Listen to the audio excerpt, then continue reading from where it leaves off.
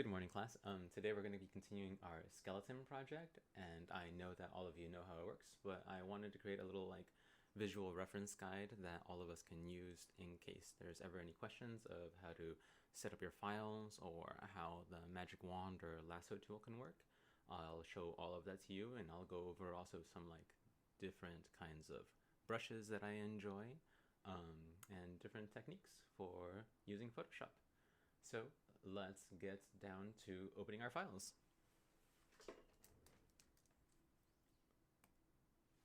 All right. So firstly, to open our files, please look on the computer desktop for a folder named a Digital Painting Fall, and we can open it either by double-clicking or by clicking the right side of the mouse. So when we're in here, let's open it up. Now, I've moved a lot of people's files into these kinds of folders. You may find another digital painting folder for older classes. If you don't find your own name inside, let me know and I'll come help you out. So inside we can look for our work files. And we can open the files by also doing the right click like we had done earlier, and we're going to open with Photoshop. So here is our little painted skeleton.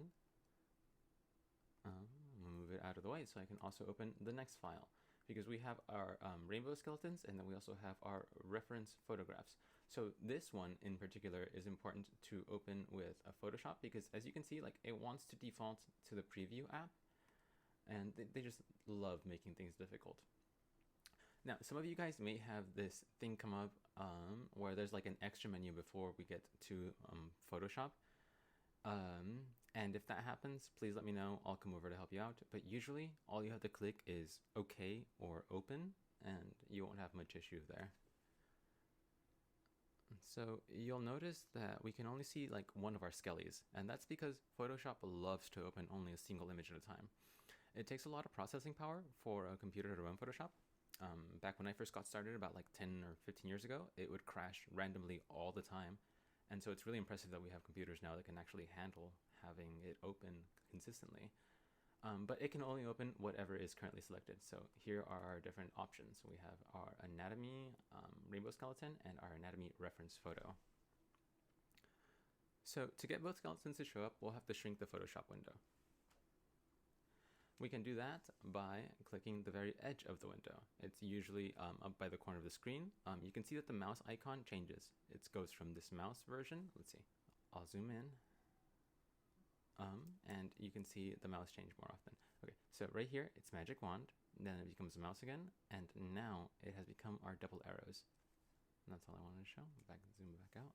So we can click those onto the edge of the screen, and it will allow us to change the size. So I'm thinking shrink it down to half of the screen size-ish. Doesn't have to be exact. I'm gonna move it here. On my screen it is between the 3D and views, but you guys have much larger computers than I do. So close that out of my way. Yeah, so now we're gonna click on the name of the file, anatomy ref, right here, and if we drag that down, I'll try that again. There we go.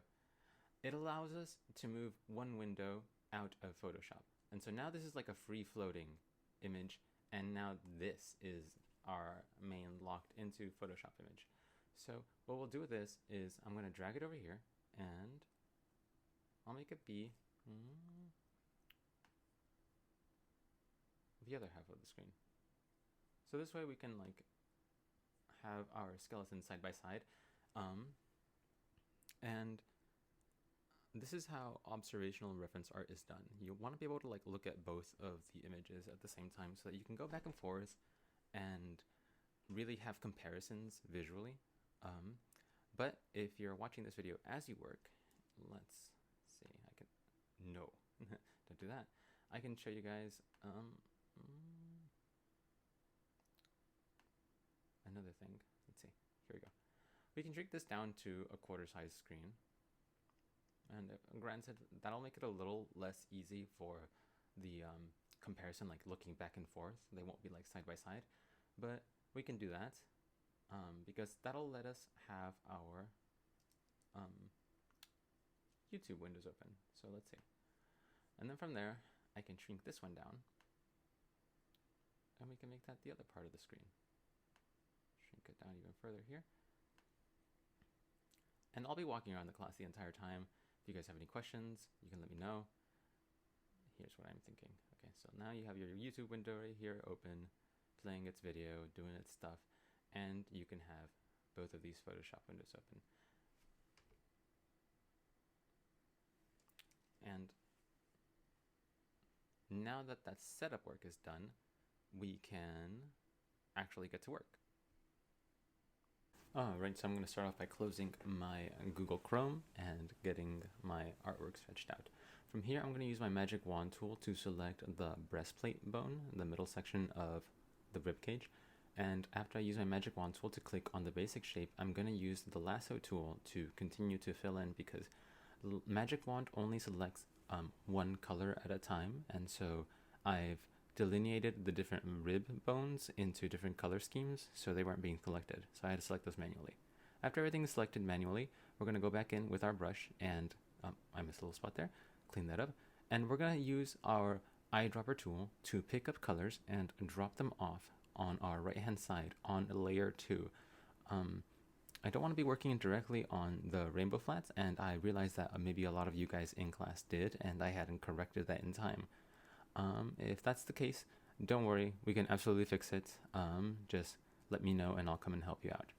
But from here, the steps that we're taking is we're just laying down bold strokes of color, just in large swath areas.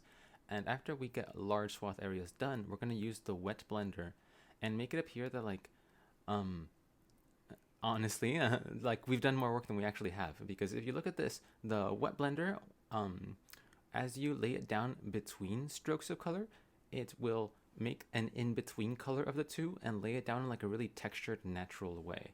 So we're going to repeat the process here. We've selected an area, we're dropping down some color, and we're moving on to the next. These are cartilage sections, so they're not exactly bone.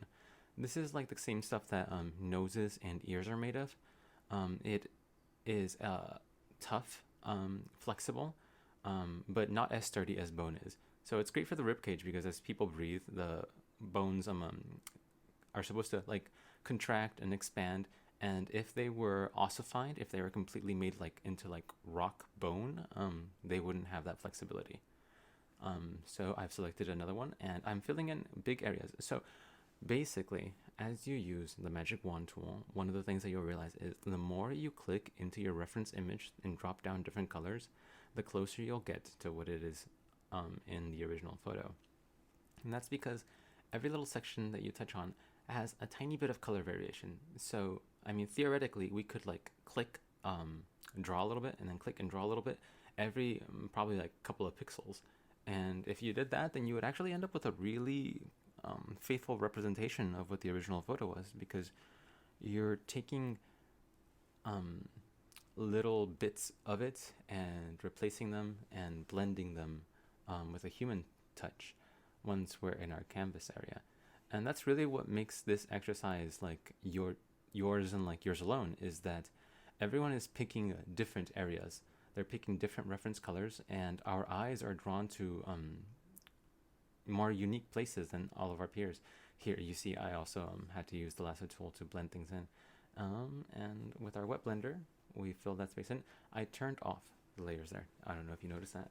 I turned off layers of the rainbow flats to see what the skeleton looked like in its totality. And it's a good idea to do that maybe like every couple bones, so you can see how it is. For this recording, this is about, I'd say, 16 minutes, maybe 20 worth of me working, and I sped it up 4 times speed so that I could talk over all of the different elements. But it's pretty much the same thing on each one. You pick the mid-tone, you flatten it all out, and then you pick a highlight color and a shadow color.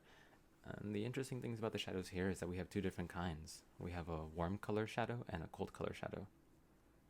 And after you've selected all of your shadow colors and all of your highlight colors and all of your blended colors, we put it all together and we go to save our file. And obviously you guys are probably going to get way more done in an hour than I was able to get done in these 16 minutes, but I'll be walking around the class and I'll check on you guys' projects and let me know if you need anything else from me. Thank you.